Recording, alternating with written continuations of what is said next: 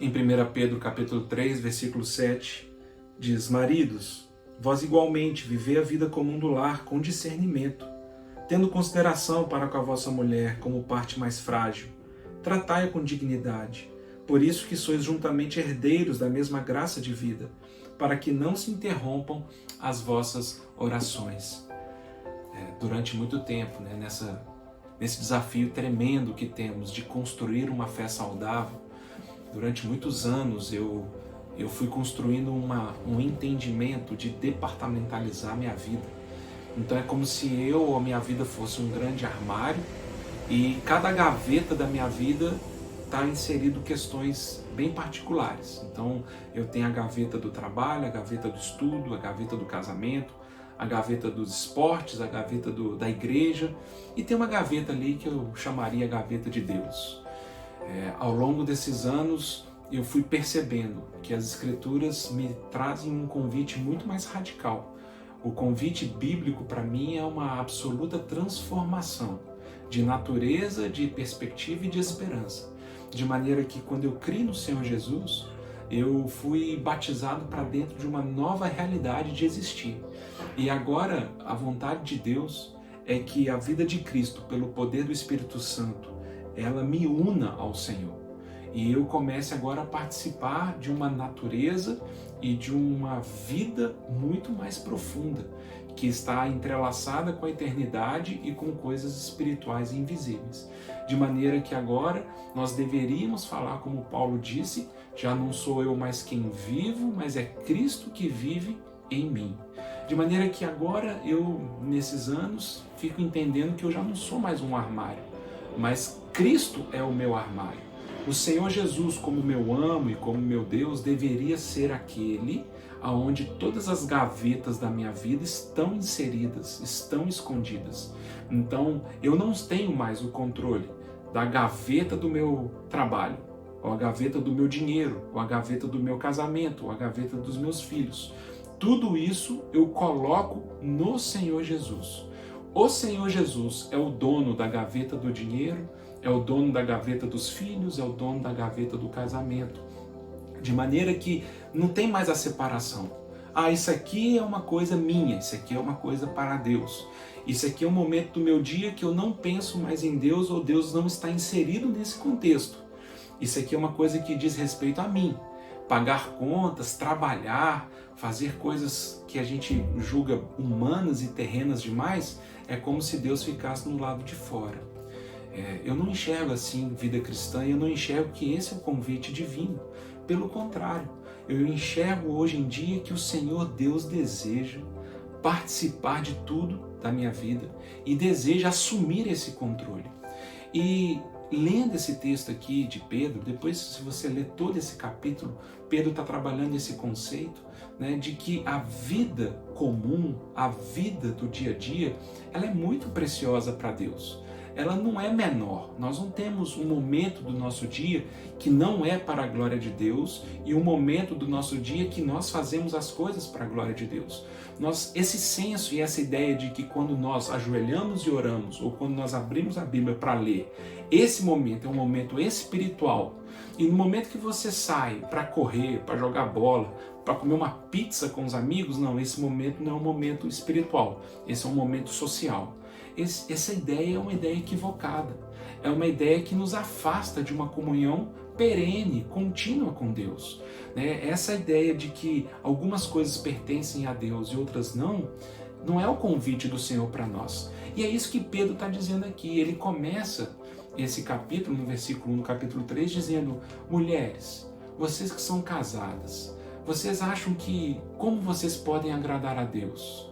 Aprendam a se submeter aos seus maridos.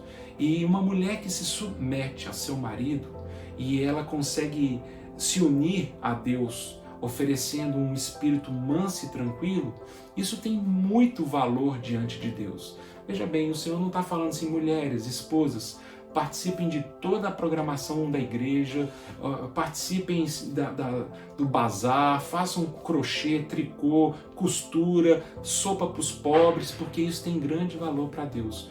Pedro está trazendo a experiência da mulher para o cotidiano de um casamento, para o cotidiano de uma família, dizendo: mulheres, sabe o que tem grande valor para Deus e aceitável a Ele? Não é aparato de vestuário, não é joias, não é estar bonita, é ter um coração manso e tranquilo, que aprende a se submeter ao seu marido. E da mesma forma ele continua o texto, nesse versículo 7 que lemos, dizendo para os homens, por isso que ele fala o igualmente, né? Rogo igualmente aos maridos. Da mesma forma que eu estou dizendo para as mulheres perceberem que existe uma vida a ser vivida, uma vida comum do cotidiano a ser vivida para Deus, maridos, percebam que também vocês precisam aprender a viver a vida comum do lar, tendo discernimento, considerando as suas esposas como uma parte mais frágil, tratai-as com dignidade. E aí, olha que interessante, Pedro ele faz um vínculo espiritual. Ele fala para que não se interrompam as vossas orações. Muitas vezes eu faço uma lógica ao revés. Eu acho que eu tenho que orar para ser um bom marido. É claro, isso é verdadeiro.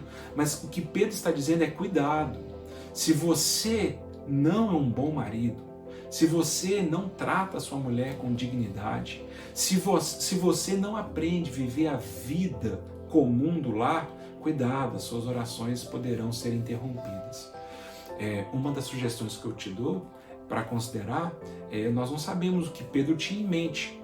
Uma das sugestões seria um texto que está lá no Velho Testamento, em Malaquias, o último livro escrito ali do Velho Testamento, em Malaquias 2,13, quando o profeta está dizendo para o povo, falando para os homens, falando: olha, vocês cobrem o altar de Deus com lágrimas, com clamores, mas Deus não aceita a oferta de vocês. Sabe por quê? Porque Deus foi testemunha da aliança que vocês fizeram com a mulher da sua mocidade.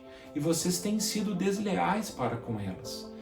Não sei qual texto Pedro tinha em mente, ou qual era a inspiração divina quando Pedro fala isso. Mas é interessante essa expressão aqui de Malaquias. Deus fala: como é que eu vou te ouvir? Como é que eu vou ouvir sua oração? Se o seu coração se endureceu e se afastou das coisas que para mim são muito importantes.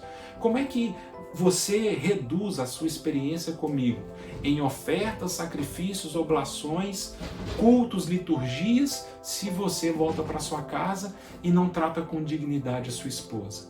Pedro está dizendo: cuidado, a espiritualidade de um homem é saudável no todo. Se você se perde nas suas relações pessoais, nas suas relações humanas para com a sua família, por exemplo, as suas orações vão ser interrompidas. E isso não é porque o Senhor Deus não quer te ouvir, mas é porque você vai perdendo essa capacidade de se conectar a Deus de uma forma legítima, de uma forma verdadeira. O que vai sobrando para nós é a aparência da religião. É um conjunto de regras que nós precisamos obedecer.